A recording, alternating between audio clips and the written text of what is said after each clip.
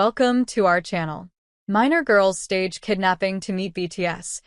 What's driving the massive K-pop fandom in India? Last week, in Maharashtra's Dharashi district, 3 teenage girls staged their own kidnapping to allegedly fund a trip to South Korea to meet K-pop group BTS. What's driving such insane fandom? Talk about having a crush.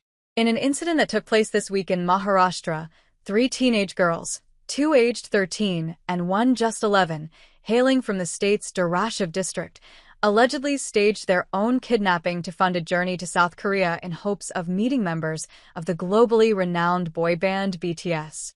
The police tracked the minors to a state transport bus headed to Pune, where they had planned to find work and save up to fund their dream trip. Earlier in 2024, 3 teenage girls from Tamil Nadu attempted a similar stunt, pooling together 14,000 to travel to South Korea. It would seem that K-pop fever has finally infiltrated even small towns in India.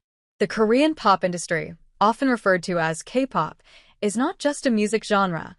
It's a meticulously engineered cultural phenomenon.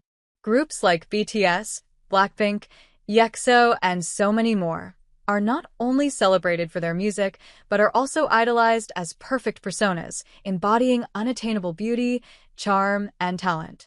This perfection is no accident.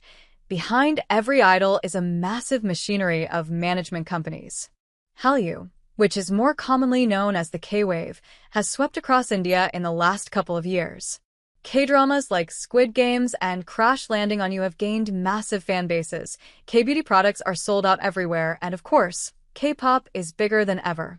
Members of EXO, including Suho, Xiaomin, and Chen, GOT7's Bam Bam, and soloist BI, who are some of the K-pop industry's biggest names, recently performed in different K-festivals in Mumbai. For many fans, especially teenagers, K-pop idols are more than entertainers. They are role models, emotional anchors, and even pseudo-friends. Nirali Bhatia, a cyber psychologist and psychotherapist and the founder of CyberBAP, which is an organization that works to counter cyberbullying, has the last word when she explains, "It is important to understand that the internet is nothing but an overflow of content, and this creates a rather distorted sense of attachment with who you see online." Teenagers are in a unique phase of life where they're trying to figure out who they are, and in that process, they look for role models to emulate. Their brains are wired to be highly sensitive to emotional connections, which is why these attachments can feel so intense, explains Dr. Hvovi Bagwagar, a Mumbai-based psychologist and psychotherapist.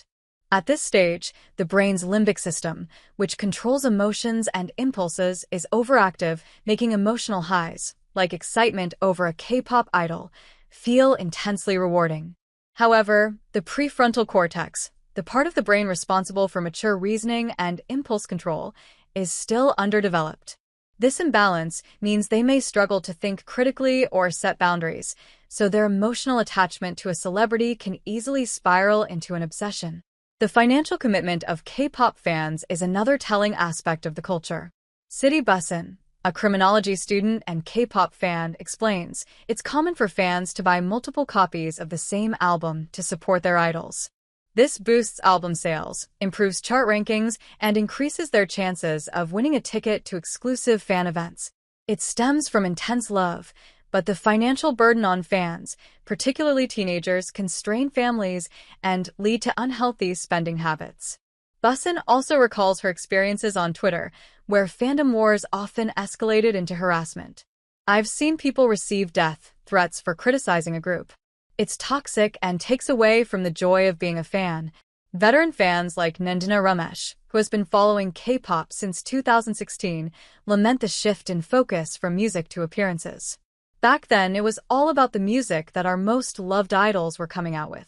Quirky fashion choices and unhinged music videos was what K-pop was all about. Now, it's more about the idol's looks. Talent often takes a back seat, which is disappointing," she sighs. The question then arises, who is responsible for preventing such incidents? Cybercrime investigator Ritesh Bhatia highlights the